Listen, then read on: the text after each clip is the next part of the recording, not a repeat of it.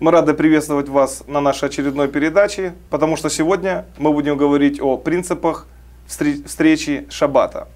Сегодня в гостях у нас Аллен Зайденкноп, который расскажет нам, что означает талит, что означает свечи, что означает остальные атрибуты при встрече субботы или же при встрече шаббата.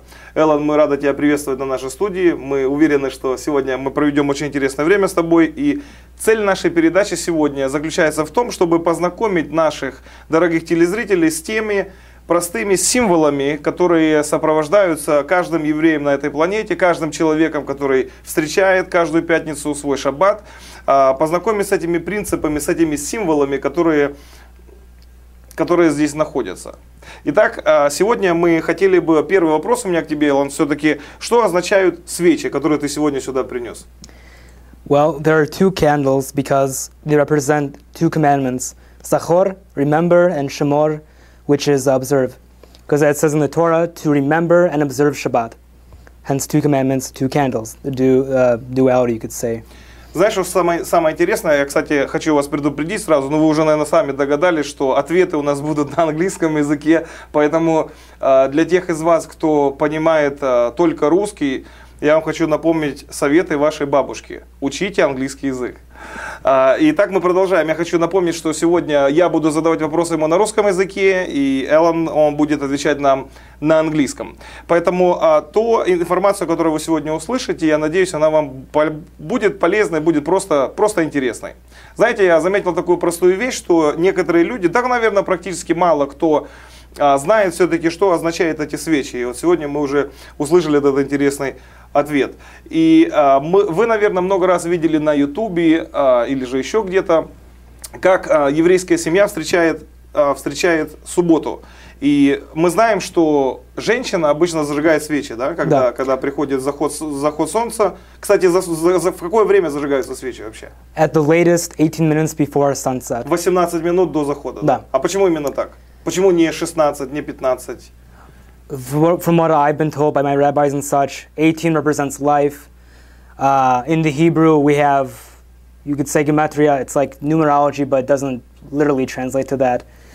Basically, the Hebrew word chai, which means life, chet and yud. In Hebrew, we have numbers as letters as well. So the letters chai and yud together equal 18. So 18 is life. And yeah, and so before sunset, to be safe, absolutely safe, we do at the latest light the candles within 18 minutes before Shabbat.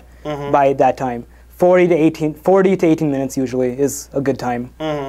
Сегодня мы хотим вам показать, как это все происходит. Я сегодня помогу нашему другу, я зажгу ему эти свечи, и он нам расскажет, что же происходит дальше после этого.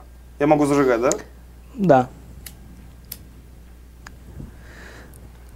Значит, человек, который зажигает свечи. Кстати, молитву над свечами кто должен совершать, мужчина или женщина? Technically, if there's a woman here, she should light them. But if she's unable to, or in our case, there is no woman, men will light the candles. То есть это вполне легально для еврейского человека читать молитву. Да, women does it because spiritually higher up, and it's, as the Talmud says, the rabbis have said. Чем мне нравится иудаизм, они сразу говорят, что женщина, она, как ты сказал, spiritually higher up than men. Вы видите, что происходит с нами, мужчина? Нам уже не доверяют. Окей, продолжаем. После того, когда человек зажег свечи в пятницу вечером, 18 минут до захода, что ты начинаешь читать молитву. The blessings are the candles. То есть это определенные специальные слова, которые повторяют все евреи на земле. Да. Вау. Это очень интересно. And in Hebrew, so. Ты будешь эту молитву читать на английском, на иврите? Да. Пожалуйста. I'll say in English after too, just so people may hear. Baruch atah Adonai Eloheinu melech haolam, asher kitshanu b'mitzvotav, v'tzivanu lehadlik ner shel Shabbat. Amen. Blessed are you, Lord our God, sovereign of the universe, who has sanctified us with His commandments and commanded us to light the lights of Shabbat. Amen. Вот это такая простая молитва, да? Да. Wow. That's the first part of it. И вот после того, когда человек прочитал эту молитву, что дальше делает еврейская семья в пятницу вечером? After that, there is a kiddush, and you wash your hands as well. After you wash your hands before you eat, traditionally, usually we won't speak before or after we wash the hands until we eat, which is usually maybe a few minutes, depending on how many people there are, etc. How fast you get through the blessings. Shabbat is about family, about resting, and like most people think rest, you mean like, they think we Jews mean like no work, being lazy, whatever, which, you know, at first in like, at least in this American society, and maybe Europe, I'm not sure about Europe exactly, and elsewhere, it may be seen these days as like, why are you resting for 25 hours, an hour after sunset on Saturdays, usually it ends. So this interesting thing is though, why not? It's not just because it's commanded to, but it has its benefits too, because it allows us to rest for, you know, a day and an hour, and we need that rest, especially in an era like now where it's so fast-paced, constantly working, long work hours, especially with my work with visual effects. You're working, you know, maybe 12 hours, 14 hours a day, even more sometimes, little sleep. And so having that day of rest, it's really useful. It helps you regenerate, it helps you concentrate on what's really important, family, God, Torah, and it's simply useful. So even if, you know, maybe you're not really into, like, at least at this time, maybe like, oh, why should I, you know, rest on Shabbat or something on a Saturday and a little bit into Friday and such. Well, it just has its, you know, benefits, just simply for resting. Вот перед нашей передачей ты мне рассказал очень интересный факт. Я, кстати, этого не знал даже, честно вам скажу, хотя уже давно праздную Шаббат, будем так говорить, давно встречаем мы его. И вот ты очень интересную мне вещь рассказал, что для еврейского общества или же для еврейского человека Шаббат это как встречать невесту, да? То есть семья. Расскажи, пожалуйста, об этом. The Talmud equates basically like the Shabbat like a wife or a queen. You know, it's like a very high up majesty. То есть ты встречаешь Шаббат как с большим почтением. Yeah, with like being very pleasant, very joyous event. It's the most joyous event of the week. It's you know, full of happiness, full of you know, fun. Well, not like partying, but Понятно, yeah, да. It's a loving time. It's, you know, very joyful event, and it's every week. So, you know, every week we get this wonderful time to rest, wonderful time to think about God, about our family, be with our family, God willing, and all that such. And so, you know, the Talmud says basically Shabbat is like a woman or a queen, wife, treated well, treated with respect, and as you would your wife. And so, you know, going into that with Shabbat, it should be seen as like, how to explain in English? Like, a queen is very high up, and as if you're the queen's subjects. So, with that in mind, it's like you're... То есть ты встречаешь это с почтением. Yeah. Будем так говорить. Мы уже начинаем очень много узнавать интересного, и один у меня из таких предпоследних вопросов насчет талида. Да. Когда его нужно одевать, когда можно одевать? Что это вообще такое?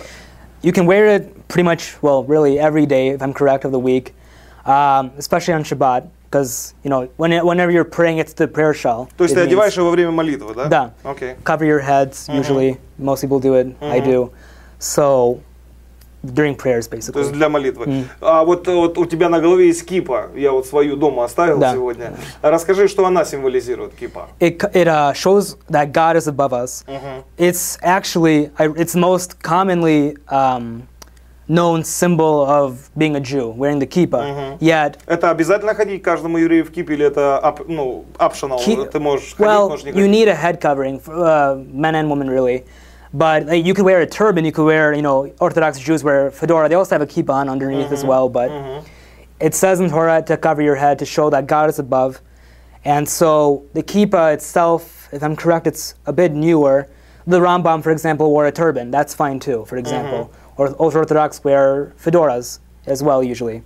So it doesn't have much religious significance. It's not I guess you could say it's not important per se, the kippah itself. То есть ты можешь одевать ее, можешь не одевать в течение дня, но во время молитвы ты ее должен If you're in a одевать, synagogue or if you're praying, you know, it's good. You don't need to have it on all the time. Some, if you're more religious, more observant, you'll have it on all the time. If you're not, or at least, you know, at the Kotel, for example, the Wailing Wall, Western Wall, everyone there will have a kippah. Должен одевать Yeah, кипу. out of respect. That God is, you know, present, God is above us. Очень интересно. Я надеюсь, что вам уже нравится то, о чем мы сегодня говорим. И в следующих наших передачах мы будем по возможности рассказывать вам о символах, которые кроются за остальными другими вещами, которые очень часто мы встречаем в иудаизме или же у мессианских евреев. Аллен, мы тебя очень рады были сегодня здесь видеть. Спасибо тебе большое. Мы надеемся тебя увидеть еще раз и услышать от тебя очень интересные рассказы. Спасибо. До свидания. Дорогие телезрители, мы надеемся, что наша передача стала для вас интересной. И если вам действительно что-то в ней понравилось, пожалуйста, оставляйте ваши сообщения на нашем блоге или на нашем YouTube-канале. Поэтому мы рады были сегодня вас видеть и желаем вам всего самого хорошего. С Богом. До свидания.